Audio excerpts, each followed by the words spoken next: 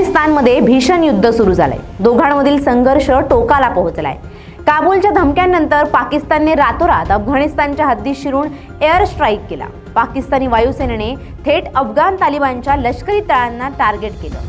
पाकिस्तानने अफगाणिस्तानवर केलेल्या एअर स्ट्राईकचा बदला घेण्यासाठी तालिबान सरकारने आता आरपारची लढाई सुरू केली आहे। गेल्या 48 तासांपासून सुरू असलेल्या या संघर्षात अफगाण लष्कराने पाकिस्तानच्या हद्दीत घुसून 15 लष्करी चौक्यांवर ताबा मिळवल्याचा दावा केला आहे। शुक्रवारी पाकिस्तानने अफगाणिस्तानची राजधानी काबूल आणि दक्षिणेकडील कंदहार शहरासह अनेक भागात हवाई हल्ले सुरू केल्याने पाकिस्तान आणि अफगाणिस्तानमधील तणाव वाढला।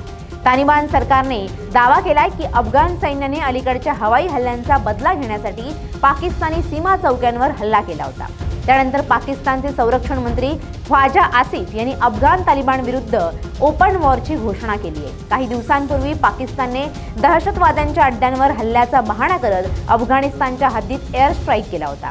या हल्ल्यात एकाच कुटुंबातील 16 निष्पाप नागरिकांचा बळी गेला होता। या घटनेने संतप्त झालेल्या तालिबानने योग्य वेळी हिशोब चुकता करू असा इशारा दिला होता। अखेर अफगाणिस्तानच्या 201 खालिद बिन वालिद आणि 205 अल बद्र ब्रिगेडने तोफा आणि रॉकेट लॉन्चरसह पाकिस्तानच्या लष्करी तळांवर रात्री हल्ला केला।